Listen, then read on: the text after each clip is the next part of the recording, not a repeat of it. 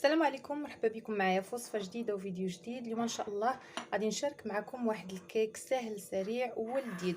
والاهم من هذا اننا ما غاديش نفرطوا نهائيا في داك البنان اللي كيبقى لنا بحال هكا، هو راه صالح وانما القشره ديالته كتبدا كتكحال بحال هذا الشكل، فما غاديش نرميوه، غادي نستعملوه في واحد الكيك اللي غادي يجي اكثر من رائع. يلا نبداو مباشره بالمقادير والطريقه في نفس الوقت. فكيف ما كتشوفوا باش نحضروا هذا الكيك غادي نحتاجوا لواحد الكاس ديال الحليب، كاس ديال السكر سنيده، نص كاس يكون شويه وافي ديال الزيت يعني زيت المائده، 3 ديال البيضات، واحد فلون بنكهه الكراميل، واللي عنده داك لوغو ديال الكراميل يستعملو، ما عندوش يدير كيف ما هكا فلون، واحد الساشي ديال السكر فاني، جوج ديال الخمارات من فئه 7 غرام، يعني في المجموع غادي يعطيونا 14 غرام، وعندي هنايا 4 ديال البنانات صغارات، واللي عنده جوج كبارات يديرهم. طحين اولا الدقيق ديال الفرص كيبقى على حسب الفرص اللي عندنا. المهم انا غادي نعبر وداكشي اللي خرج ليا غادي نقولوا لكم. غندوز هاد العناصر كاملين في الخلاط الكهربائي اولا في مولينكس، غادي نحيد منهم فقط الخمارات اللي غادي يبقاو مع الدقيق ونرجع معكم. الخليط ديالي صافي ها هو وجد، كنطحنو مزيان واحد الريحه فيه يا سلام. كنديروه في هاد البول اولا اناء، وما ننساوش واحد القبصه ديال الملح طبعا لتصحيح الذوق.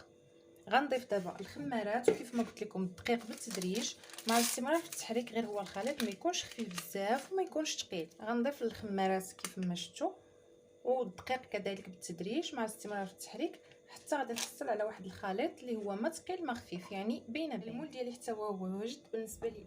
الخليط ديالي ها هو واجد كيف ما كتشوفوا، وكيف ما قلت لكم ما يكون لا خفيف ولا ثقيل، دائما الرمز 8 باش كنعرفوا بانه راه ناجح.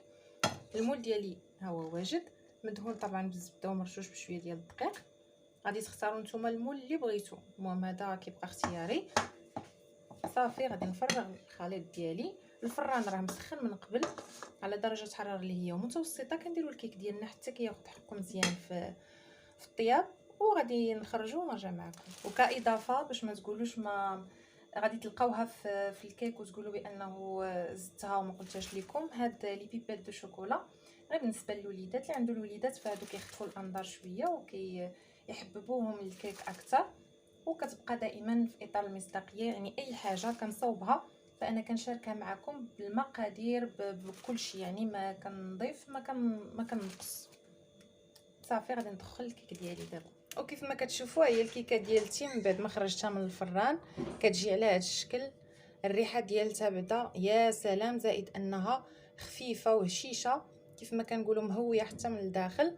صافي دابا غادي نزينها بواحد الخطيطات ديال الشوكولات، كيبقى التزيين اختياري على حسب الذوق وعلى حسب المتوفر عند كل واحد. راه بامكانكم انكم تخليوها غير هكذا سامبل، راه كتجي مزيانه. المهم انا غادي نزينها بخطيطات ديال الشوكولات ونجي باش نقسمها معكم باش تشوفوها غير كيفاش كتجي حتى هي من الداخل. وهي الكيكه ديالي من بعد ما زينتها تزيين بسيط كيف ما كتشوفوا، غير خطيطات ديال الشوكولات.